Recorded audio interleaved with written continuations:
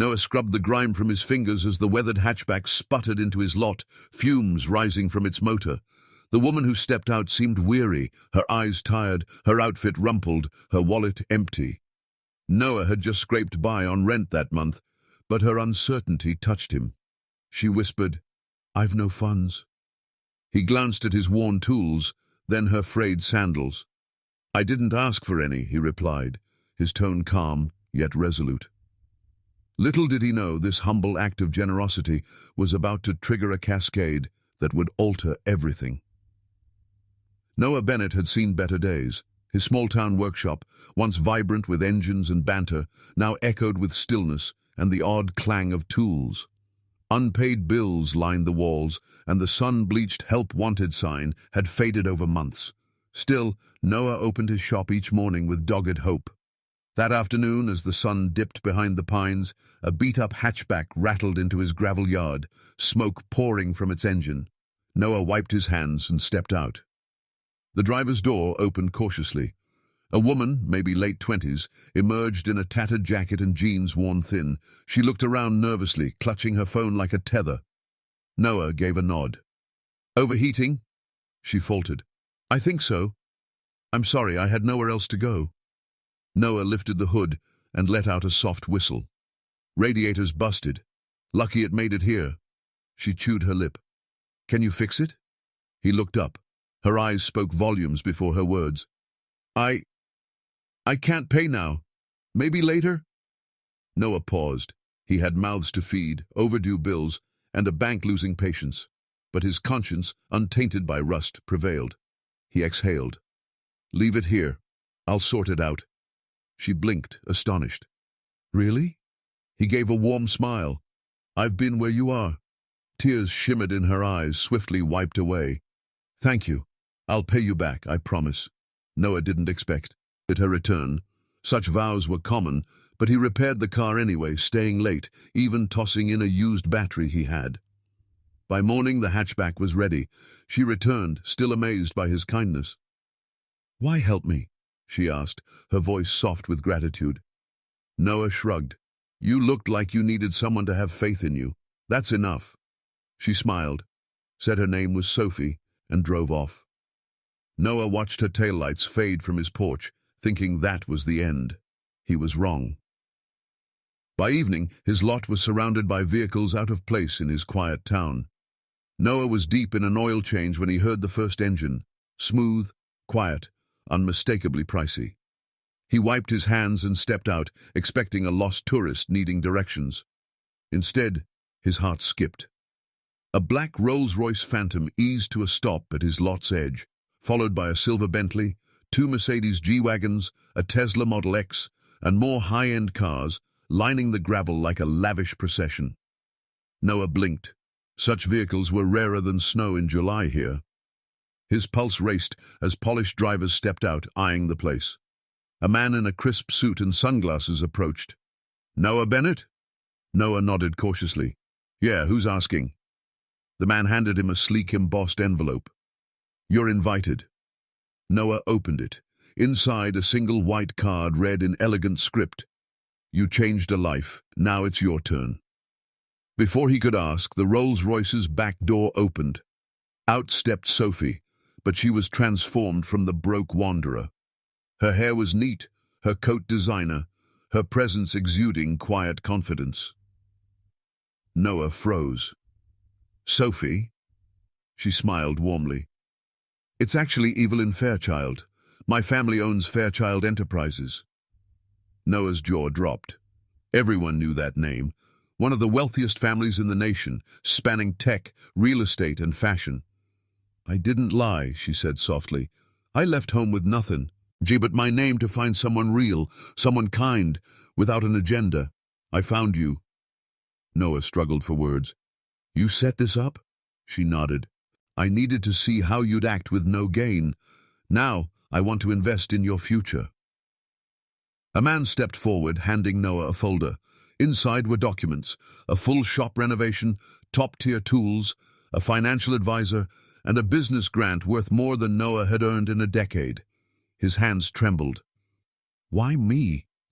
Evelyn stepped closer, her eyes sincere. Because you didn't just fix my car. You renewed my trust in people. The world needs more of you. Noah glanced at the fleet of cars, then back at the woman he'd helped for nothing. For the first time in years, hope flooded back. Not as a dream, but a reality parked before him. Noah barely slept that night. The folder sat on his kitchen table like a golden ticket, too surreal to touch, too life-changing to dismiss. He kept opening it, expecting the numbers to fade or fine print to yell, "Tricked you." But it was real, every word. The next morning he returned to his shop as the sun rose, expecting quiet. Instead, his lot buzzed with construction crews, equipment trucks, architects and designers, unloading blueprints, measuring walls, inspecting everything from plumbing to the ancient lift he'd patched for years. A tall woman in a hard hat approached with a clipboard. "Mr. Bennett, we're here to start the transformation." Noah blinked. "Transformation?" She smiled. "Miss Fairchild's funding a complete rebuild, state-of-the-art equipment, solar roofing, eco-friendly insulation, digital systems, a customer lounge, everything. Oh, and she insisted the vintage Bennett's auto sign stays, said it's the soul of this place." Noah's voice cracked, overwhelmed with gratitude. "This is really happening?" She grinned. "You earned it." By noon, Evelyn arrived in a modest electric car, dressed casually, blending in. She walked beside Noah as the old garage was torn down. "I want this place to thrive," she said, "but more, I want you to lead at something bigger." Noah raised an eyebrow. "Bigger than fixing cars?" She nodded. "A community initiative, free repairs for struggling families, mentorship for troubled teens, workshops for real skills. I'll fund it all, but you'll be its face." Noah's throat tightened, deeply touched. "Why me?" She looked him in the eyes. "Because when no one was watching, you made the right choice. That matters more than any resume or suit." Noah turned to the shop, now half dismantled. It had been his father's, holding memories, sweat and stories in every dented wall. Now it was being reborn, not just as a business, but as a beacon. The town noticed. Locals stopped by, wide-eyed, rumors flew, some true, most wildly exaggerated. But one thing was clear.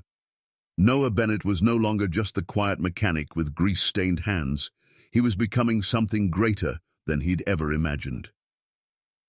Within a week, Noah's once-forgotten corner of town turned into a spectacle. People drove from nearby counties to see the rising steel frame and sleek glass panels of what was quickly becoming the region's most advanced auto facility. But it wasn't just the building. Something deeper was shifting.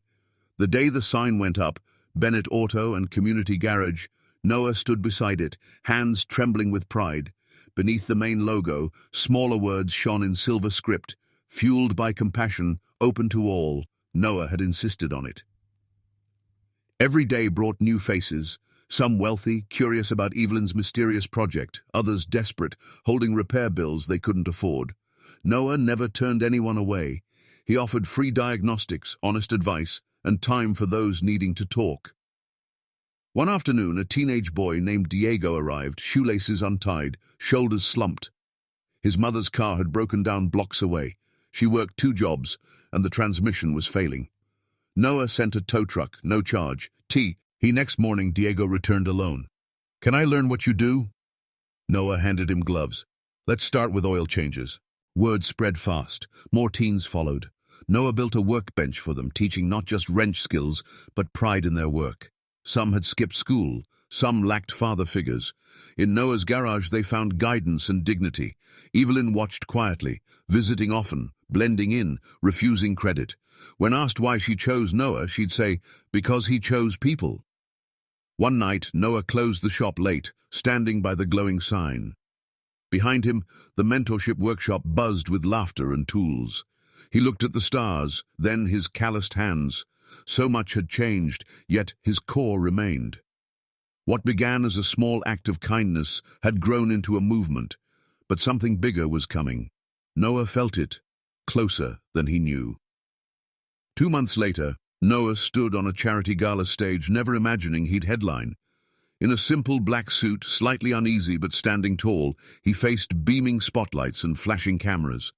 Hundreds filled the ballroom, executives, celebrities, local heroes, all eager to hear the mechanic who gave a free repair and changed a town. Noah cleared his throat. "I'm no speaker," he began, voice steady but heartfelt. "I fix engines. I thought that was all I was good for until someone came, broken in more ways than one, and I did what felt right." He paused, finding Evelyn in the crowd, her eyes locked on his, filled with quiet pride. She didn't say who she was, no promises, no deals, just asked for help. I gave it, not expecting a return, but because I knew her struggle. He looked down, then up. What followed wasn't the goal, the money, the shop, the attention. The real reward was seeing Diego and others show up, not just to learn mechanics, but to believe in themselves again. Thunderous applause erupted as he stepped back. Evelyn joined him, holding a sleek envelope. She smiled softly. "You deserve the world, Noah. Now you'll help build one." She peeked. Handed him the envelope, a deed to a vast facility outside town. 10 acres, a learning center, a shelter, a training ground for the forgotten, already in motion, with Noah leading. That night, Noah sat under the stars, clutching the deed, listening to the town's night sounds. Everything had changed. Not by luck, but by one choice to help without reward. His shop had become a symbol, his hands hope, his heart steady, humble, unshakable, the core of something far greater. Kindness had come full circle, building a legacy,